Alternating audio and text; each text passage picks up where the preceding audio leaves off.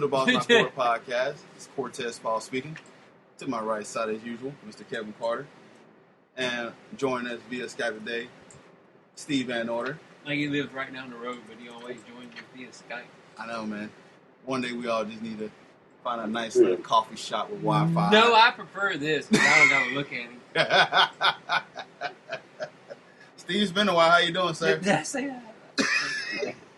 You know, you think I'm sexy, homie. Don't even try it. You know, you want to hang out with me. Don't worry, Scarecrow. You can get you some. There's a reason he cooks barbecue. That's right. Hey, I was going to invite you over, but nothing materialized, so I was like, fucking, I ain't calling him. When? I was going to have a big shindig with some barbecue, but nothing materialized, so I didn't do anything. Damn it. You don't ever do I know. You don't need an excuse to invite Hey, I may have something coming up in August, though. May have a competition coming out in August. Come get you some food. You don't have to tell me twice. Hey, no one has to tell me twice. I would definitely be there as well if you're going to have a competition. Yeah. Even if you want to just barbecue for the hell of it, man, I'm there. We don't argue with that. No, not at all. The way that you make freaking ribs and brisket and everything like that, even the chicken is amazing. So, I know. Yeah, man, I will be all over that. Right, Kev? Sure. All right, nonetheless, we're here to talk about the NBA Finals that had concluded on Sunday. We're going to go ahead and recap that. The Cavaliers did come back from a 1-3 deficit to win their first NBA title. Wow, were we fucking wrong. It's the city's title since 52 years ago. Been a while since they actually experienced that type of joy and feeling like that. So, and then the next day they realized they still live in Cleveland. Thousands attended the parade. It was today, millions. So. It was 1.3 million. They updated. It's because what happened. What happened is the million that actually live in Florida that moved went back up there just for the parade. Right. So I'm surprised they didn't burn that place down. Hell, every time something goes on in Ohio, especially, man, they're burning dumpsters and couches and shit. No, that's West Virginia. They stole a fire truck. Yeah, they stole fire trucks and So they were preparing to burn shit down, just have a backup plan. Yeah, they had something. Okay, I got it. Yeah, they had something to take it down. So they celebrated the victory very, very well, and well deserved that season. Very well. Someone stole a fire truck. That is not very well.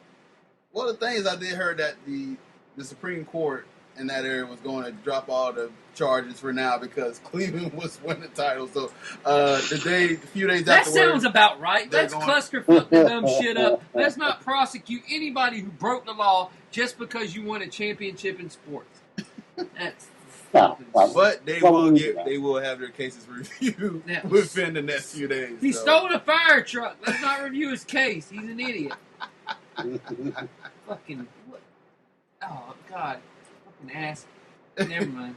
All right, so let's go ahead shit. and break this down, at least the last game and whatnot. Kevin, your thoughts about what happened with the Cavs and to where they got to when they was down, 1-3, and they came back and won these games. So your thoughts on this? I don't have any.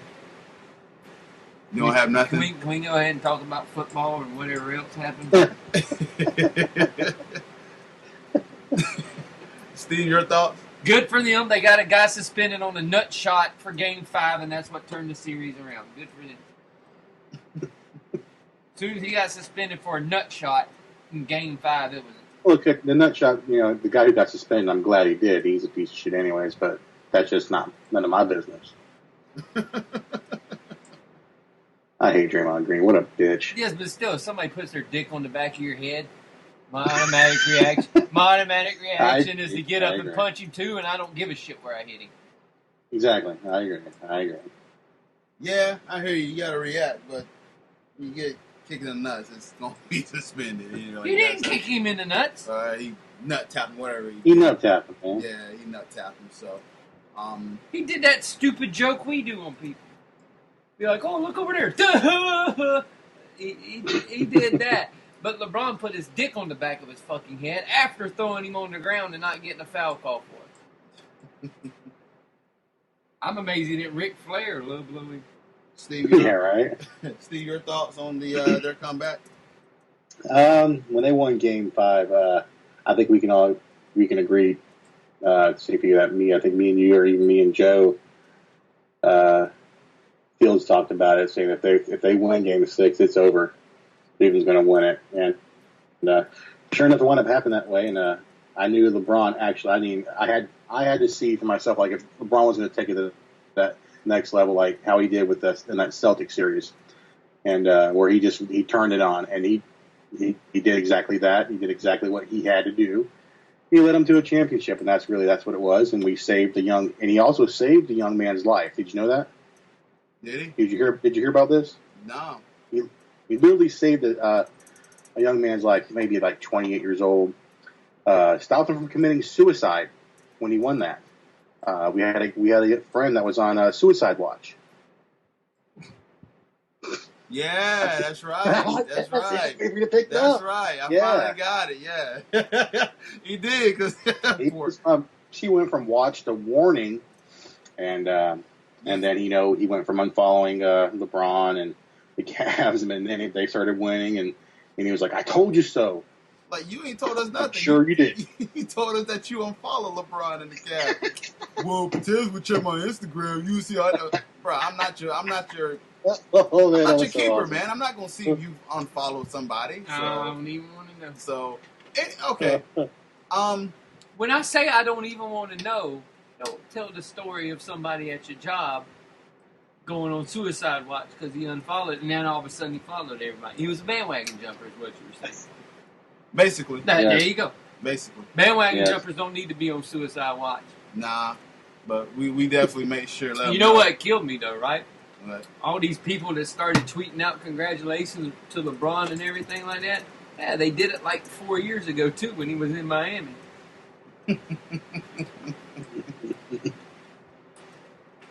All right, well, I give him credit. What I really wanted to see, though, was at the damn thing, someone hit Dan Gilbert with the trophy. That's what I wanted to see.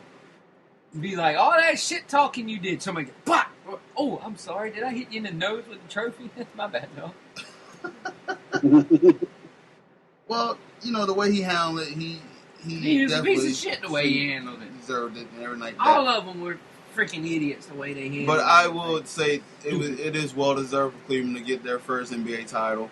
Like I said, I lost a little bit of faith because I initially picked the Cavs in 6, and then he picked the.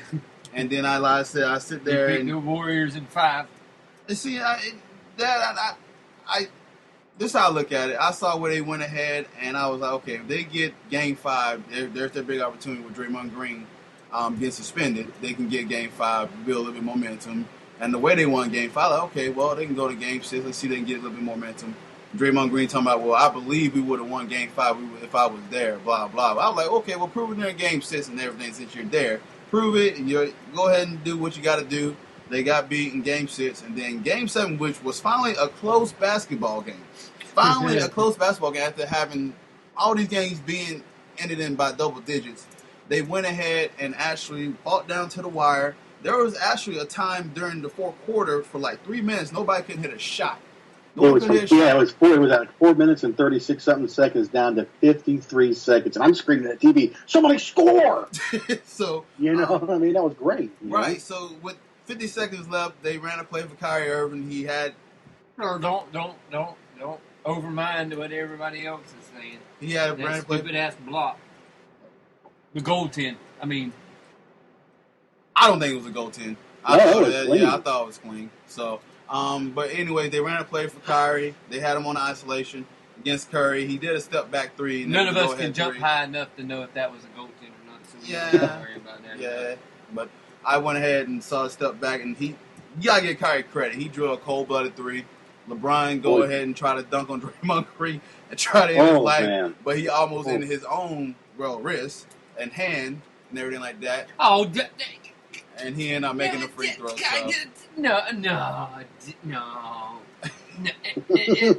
Drama. It's exactly what I say there. And we all went, I was like, drama. So he made the one free throw to ice it, And give them credit, man. They came back against a team that won 73 games. This team, there was a lot against Cleveland that everybody was counting them out, and you gotta give them credit for getting through this and getting the title. So there was a lot of respect gained from at least Kyrie, who showed up after games 1 and 2, who really didn't show up. But after the games 3 and 7, LeBron didn't even show up in games 1 and 2. Yeah, but he was definitely their most consistent player. So, but I definitely agree with him being the MVP. So, Steve, your thoughts about him being the MVP of the series? Oh, there wasn't a doubt that he wouldn't be. I mean, some people were saying maybe Kyrie from that 3, but I mean, clearly LeBron was the MVP without a doubt, man. Kyrie was the closest, but it was all day LeBron. Yeah, I'm sitting here and looking at that. In Game 7, he had a triple-double. Only 2 other players to do that was happened to be Lakers, James Worthy and Jerry West. But this guy led both teams in 5 statistical categories the whole series: points, rebounds, assists, steals, and blocks. Very impressive. So I tell you his impact on the floor, about him being probably one of the best all-around players that the game has ever seen. So props for him getting that MVP. Kyrie definitely deserved some recognition as well for keeping him there, because Kevin Love didn't really show up to Game 7, and what he did best, what he can do, is be an elite rebounder, which we know he can be.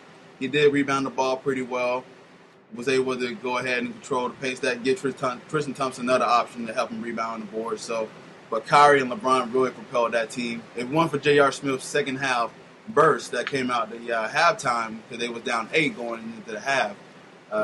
J.R. Smith hit 2 threes and actually got them going. So, but props LeBron James MVP. You want to add to this, Kevin, about MVP? No. So, Warriors missed 9 straight shots to close Game 7. You did the same shit last year and they lost, right? You done about the same shit last year and they lost, right? Who? LeBron. You done the same shit last year and they lost, right? Yeah. Okay. What was the difference? They had a healthy team. No, what was the difference? Not being a healthy team, having a healthy Kyrie Irving. Yeah. There you go. So, it was fun. It was definitely a fun series to watch. So we can get more into it. I don't have to Everything say like that. So I don't have to say no more. So we thought it was going to be a slow NBA day, just talk about NBA Finals, but apparently 2 trades have happened already before the NBA draft, which takes place tomorrow. Fucking the NBA don't wait for shit. They're like, hey, put that shit out 3 days after the fucking finals is over. Okay, yeah. Exactly. So NFL, take note. Do the draft real early. So, Not making us wait.